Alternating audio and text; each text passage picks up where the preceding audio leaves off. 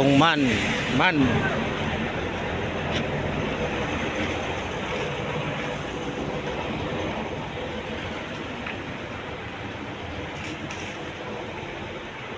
Sa baba, kabahayan.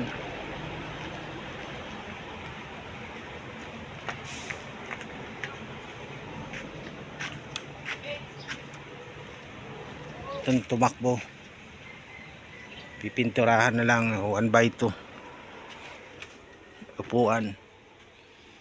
Ayan o, 1x2 ni WB Gold Trans. Palapit na itong tumakbo, may inaayos lang. So 1x2 siya, malapad yung upuan. Ibibiyahe din ng ano to, Bulan, Matnog, o baka itawid pa to. So yan, maganda, di ba? So may darating pa nito na 2 or 3 darating pa nito. So ang sabi, paghiwalayin daw kami ng partner ko sa 2x3 at ililipat kami sa 1x2. Tig-isa kami ng 1x2.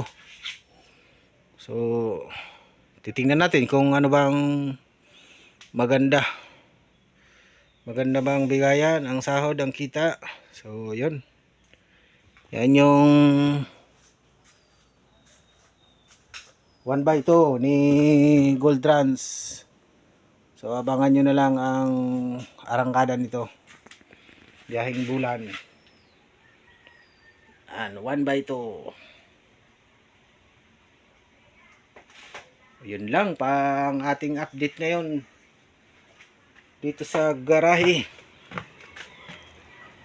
Ayong December 3. Pa-like and subscribe sa aking YouTube channel. Thank you very much.